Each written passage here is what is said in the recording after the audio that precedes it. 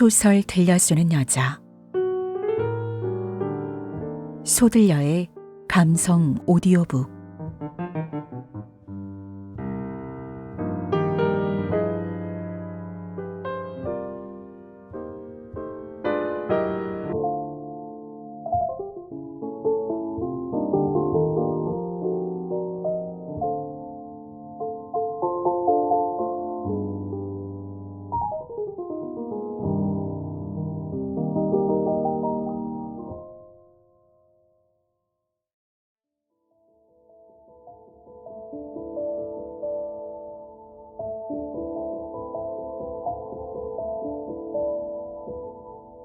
여인담.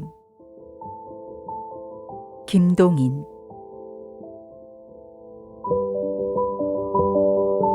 제1화 순이.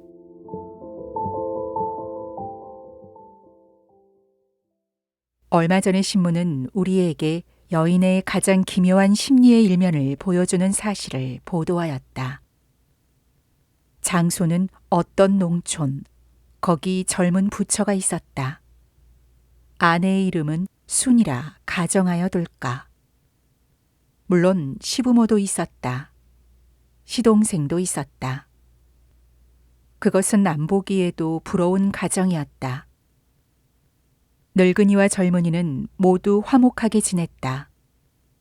제 땅은 없으나마 그들은 자기네에 지은 농사로서 아무 부족함이 없이 지냈다. 동생끼리도 화목하였다. 간단히 말하자면 농촌의 화목한 한 모범적 가정이라면 그뿐일 것이다. 아무 불평도 불안도 없이 지내는 집안이었다. 순이의 나이는 20살이었다. 그의 남편은 25이었다. 부처세의 의도 좋았다. 아니, 부처의 의가 좋아도 너무 좋았다. 순이는 자기의 남편이라는 사람에게 대하여 자기가 품고 있던 귀괴한 애착심을 오히려 이상한 마음으로 보았다. 시집 온 지 2년. 시집 오기 전에는 듣도 보도 못하던 사내에게 아직 부모들께까지 감추어오던 자기의 젖가슴까지 내어 맡기고 거기서 불육해를 느끼기는커녕 일종의 쾌감까지 느끼는 자기를 기이한 마음으로 보았다. 밤마다 자기를 힘있게 품어주는 사내, 자기의 온몸을 소유할 권리를 가진 사내. 이러한 꿈과 같은 사내에게 대한 첫 공포심이 사라진 다음부터는 차차 자기의 마음에 일어나는 그 사내에게 대한 애착심 때문에 순이는 때때로 스스로 얼굴까지 붉혔다. 여보. 처음에는 몹시도 수줍던 이런 칭호가 차차 익어오고 그의 말소리를 듣기만 하여도 분간할 수 있으리만큼 남편에게 익은 뒤에는 그의 눈에는 이 세상에 남편 한 사람밖에는 없었다. 그의 슬아를 떠나서 알지도 못하는 사내에게 안겨서는 도저히 살 수가 없을 것 같은 부모조차 지금은 남편의 손톱만큼도 귀하지 않았다. 남편은 그에게는 이 세상의 유일한 존재였다. 밭에서 고나게 일하는 남편의 점심 광주리를 이고 나갈 때의 즐거움이며 늦게 돌아오는 남편을 기다리고 고대하는 쾌미는 나날이 맛보는 것이지만 나날이 새롭게 즐거웠다. 때때로 그는 생각하여 보았다. 저게 웬 사람이람. 2년 전까진 듣도 보도 못하던 사람, 꿈에도 못 본 사람, 이 세상에 저런 사람이 있었는지도 모르던 사람, 나를 부모의 슬하에서 떼어낸 사람, 하루 3끼의 조밥을 먹이는 뿐으로 마음대로 나를 부려먹는 사람, 때때로 성나면 내 따귀도 때리는 사람, 발길질까지도 사양치 않는 사람.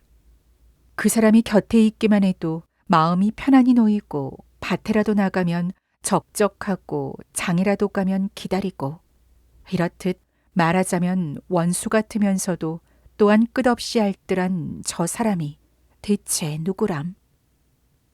그리고 빙긋이 웃으면서 다시 잡았던 바느질을 계속하는 것이었다. 어떤 봄날 그 순인의 동네에 배장수가 왔다. 배장수도 젊은 사내였다. 배장수는 순이의 집에도 왔다. 그러나 배실만 사면 손숫자는 순이의 집에서는 배를 사지 않았다. 배장수는 억지로 권하지도 않고 돌아서 나갔다.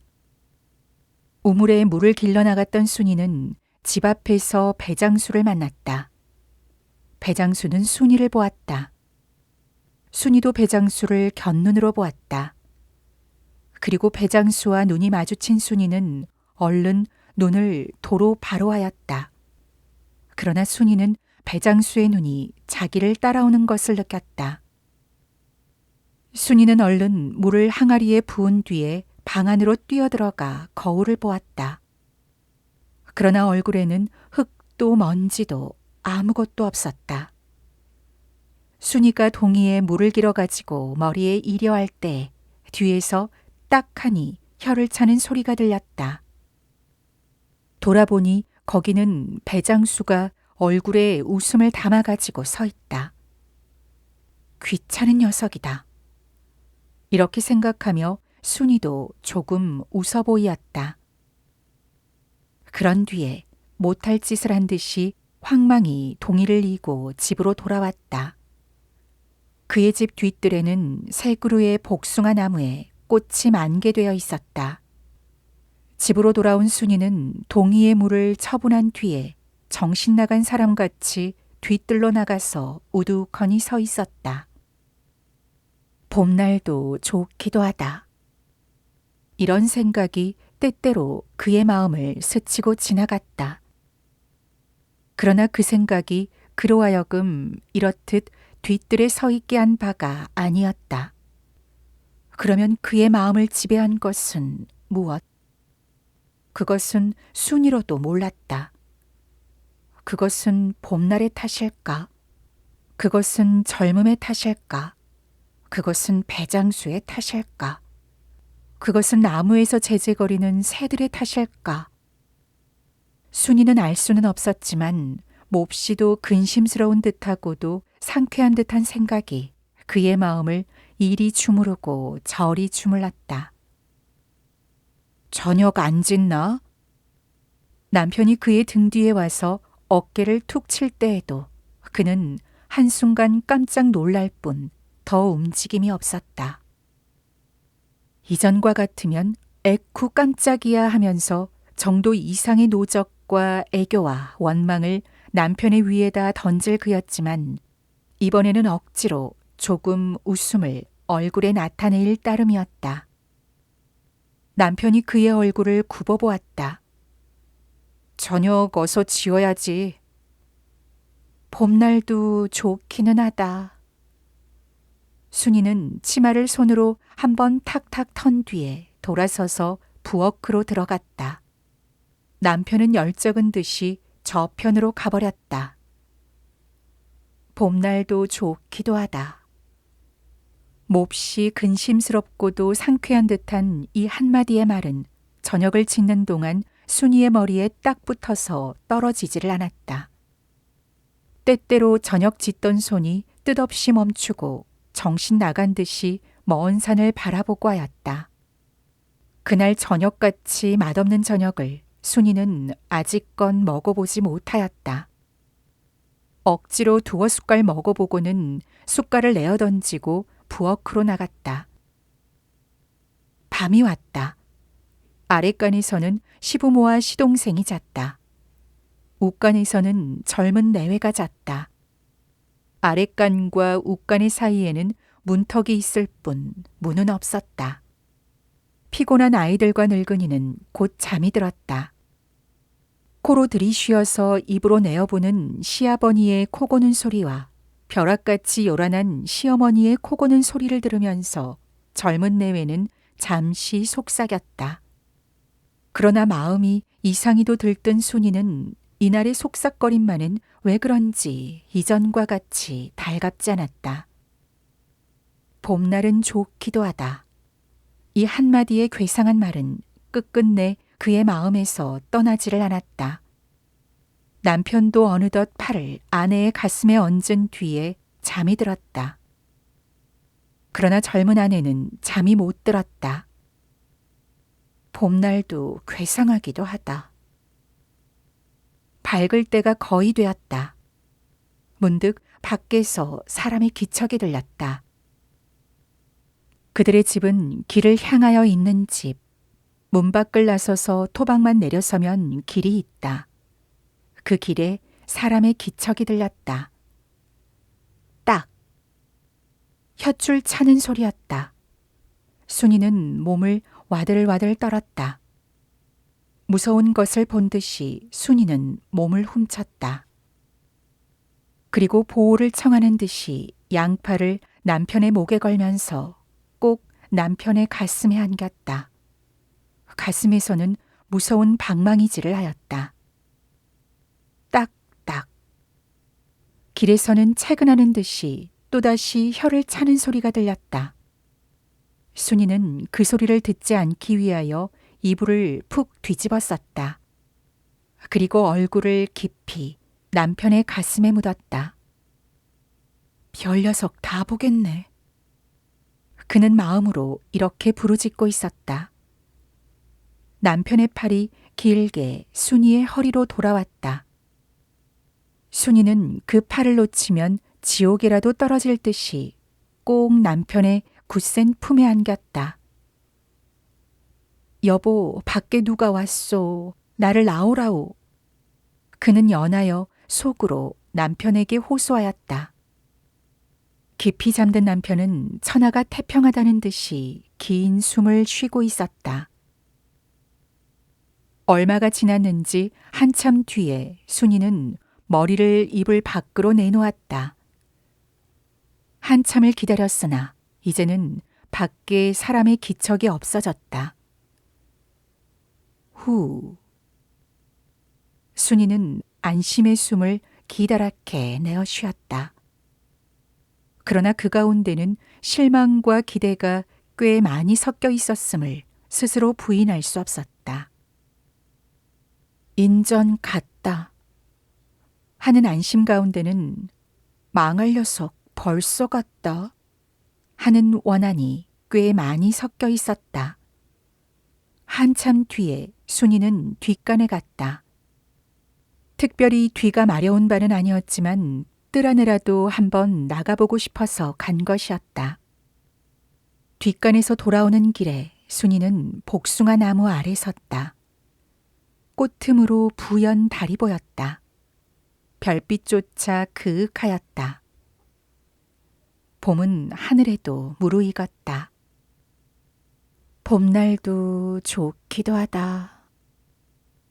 순이는 복사나무 아래서 하늘을 쳐다보며 탄식하였다. 누가 꽉 순이를 껴안았다. 순간적인 환희와 경악으로써 순이가 돌아보려 할 때에 사내에 불붙은 입이 순이의 뺨을 쓸었다. 사내의 입술이 순이의 입술을 찾노라고 뺨에서 헤매었다. 웬 녀석이야? 순이는 작은 소리로 부르짖었다. 사람 하나 살리오. 사내의 뜨거운 입김이 순이의 입 근처에서 헤매었다. 가요. 순이는 다시 작은 소리로 부르짖었다. 그러나 이번은 사내의 응답조차 없었다. 사내의 양손은 어느덧 순이의 양뺨을 옹켜쥐었다. 사내의 입술은 마침내 찾을 곳을 찾았다. 순이는 죽여라 하고 가만히 있었다. 좀 뒤 먼지를 활활 털고 방 안으로 들어온 순이는 옷을 벗어 던진 뒤에 남편의 자리로 들어가서 자기의 입을 함부로 남편의 뺨에 문질렀다. 깊이 잠들었던 남편이 조금 기지개를 할 때 순이는 자기의 온몸을 남편에게 실었다. 그리고 힘을 다하여 남편을 포옹하였다.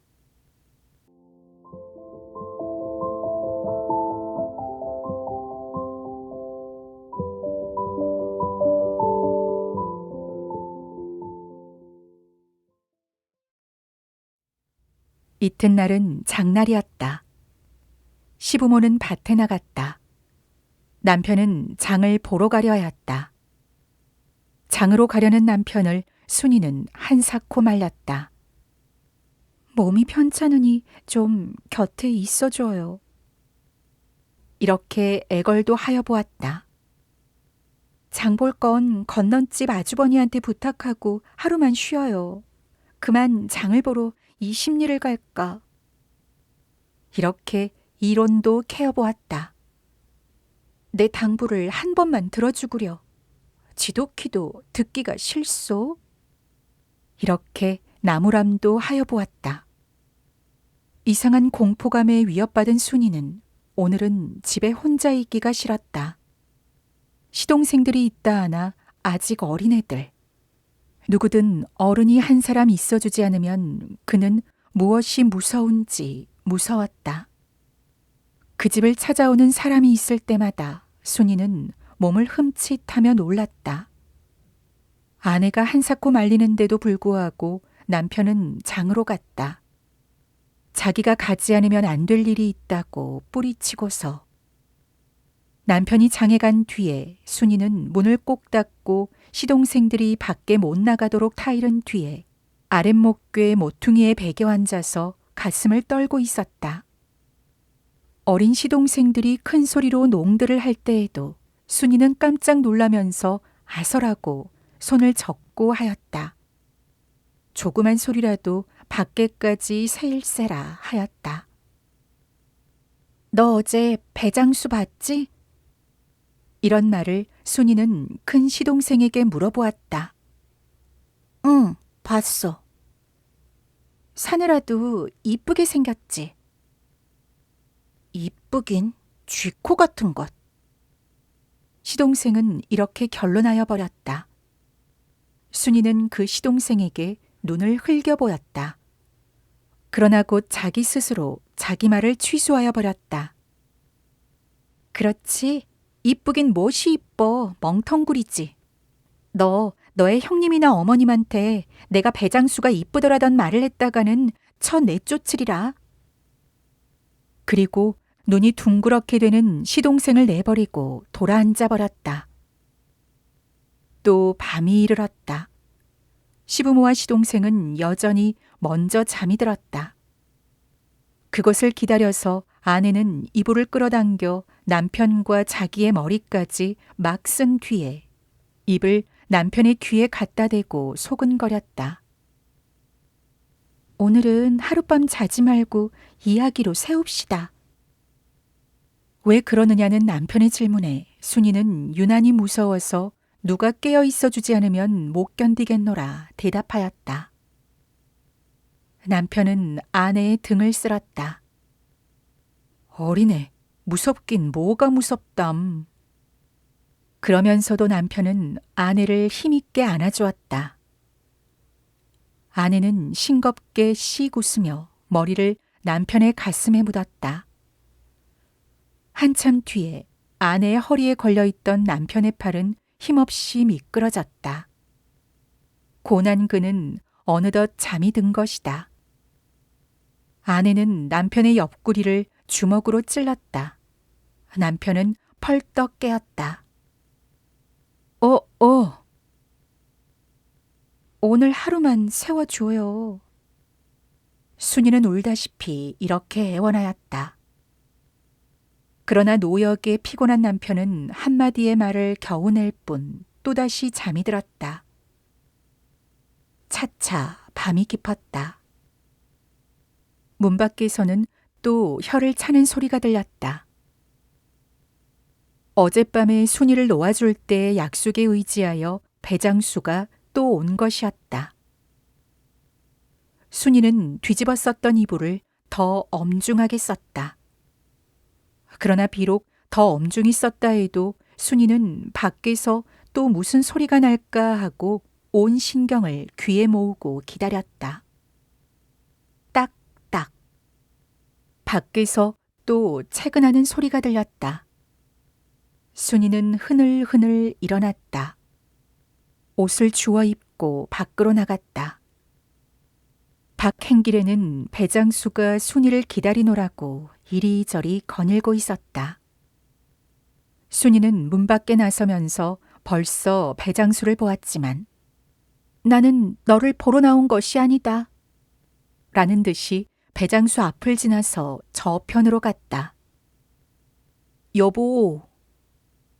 배장수는 순이가 자기 앞을 지날 때에 주위를 잘기 위하여 이렇게 찾아보았지만 순이는 한 번 희끈 돌아다보고는 그냥 지나가 버렸다. 그러나 순이의 심리를 이미 알고 벌써 순이의 마음을 잡았다는 굳은 자신을 가지고 있는 배장수는 순이의 뒤를 따르지 않고 그냥 그 자리에 버티고 서 있었다. 아니나 다를까. 순이는 배장수의 앞을 그냥 지났지만 더 갈 곳은 없었다. 조금 더 가서 샛길로 들어가서 잠시 일 없이 서 있다가 순이는 다시 제 집으로 향하였다. 순이는 제 집 앞에서 배장수를 만났다. 배장수는 양팔을 벌려서 순이를 쓸어안았다. 그 품 안에서 순이는 몸을 사시나무와 같이 떨고 있었다. 잠시 말없이 순이를 붙안고 있던 배장수는 역시 말없이 발을 옮겼다. 순이는 마치 인형과 같이 순순히 그에게 끌려갔다. 아까 보고도 왜 모른 채 했소? 배장수가 이렇게 물을 때도 순이는 죽여라 하고 입을 봉하고 있었다. 이튿날 농터에 나갔던 시부모와 남편은 늦게 집에 돌아와서 순이가 없어진 것을 발견하였다. 마을이라도 갔나 하고 기다렸으나 순이는 밤이 깊어서도 돌아오지 않았다. 좀 먼 곳에 갔나 하고 기다렸지만 이튿날도 돌아오지 않았다. 순이는 완전히 없어졌다. 집안은 이에 발끈 뒤집혔다. 그리고 감직한 곳을 죄에 알아보았다. 그러나 순이의 종적은 알 수가 없었다. 그들은 마침내 주재소에 보고치 않을 수가 없었다. 닷새 뒤에 읍내 경찰서에 배장수와 함께 순이가 붙들렸다는 통지가 이르렀다. 남편은 부랴부랴 읍내로 들어갔다. 경찰서에서 남편과 아내는 대면하였다. 그때 아내는 왁하니 울면서 남편의 팔에 매어 달렸다. 성과 결이 똑같이 난 남편이 경관의 제지도 듣지 않고 아내를 발길로 차고 함부로 때릴 때도 순이는 조그만 반항도 없이 남편의 팔에 매달려서 같이 사람 한 줍시사고 애걸하였다. 이 사람과 살기가 싫으냐? 라고 취조하던 경관이 남편을 가리키며 물을 때 순이는 당차는 소리라는 듯이 경관을 흘겼다. 이 사람하고 못 산다면 차라리 죽겠소. 이것은 순이의 대답이었다. 이 사람이 너하고 안 살겠다면 어찌하겠느냐? 여보, 무슨 짓이라도 하라는 대로 할게. 함께 사람만 주어요. 그렇게 알뜰한 서방을 두고 왜 달아났느냐? 경관이 이렇게 물을 때에 순이는 몸을 한 번 떨 뿐 대답치 않았다. 부처의 새에 타협은 성립되었다. 경관의 중재와 효성의 정애로서 다시 살기로 된 것이었다. 그리고 부처는 의좋게 다시 경찰서를 나섰다. 경찰서를 나갈 때에 어떤 순사가 농담으로 순이에게 이런 말을 물었다. 배장수 놈은 고약한 놈이지 밉지? 그때 순이는 남편을 한순간 힐끗 쳐다보고 남편에게 보이지 않게 순사에게만 고개를 설레설레 저어서 배장수 역시 밉지 않다는 뜻을 나타내었다. 경찰서 문 밖에서 남편에게서 왜 달아났느냐는 질문을 받을 때 순이는 애원하는 듯이 그 말은 다시는 하지 말아달라고 부탁할 뿐 대답지 않았다. 그러나 집에 돌아와서는 이런 말을 하였다. 매일 밤 꿈에 당신을 봤어요. 부처는 다시 본촌으로 돌아왔다. 전과 같이 안온하고 활악한 생활은 다시 계속되었다. 순이는 왜 배장수와 어울리어 달아났나? 먹을 것이 없었나? 입을 것이 없었나? 남편에게 대한 애정이 없었나?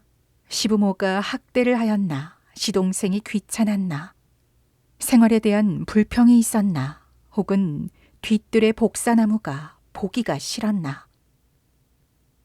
위에 기록한 가운데 아무것도 순이가 배장수와 어울리게 될 근거와 달아날 이유가 될 것이 없다. 그러면 그는 왜 배장수와 달아났나?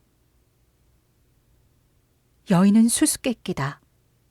사랑이라는 것을 마치 배나 능금과 같이 절반으로 잘라서 좌우편으로 붙일 수가 있는 여인은 우리가 도저히 풀 수 없는 커다란 수수께끼이며 또한 도저히 알 수 없는 무서운 괴물이다. 순이는 왜 달아났나?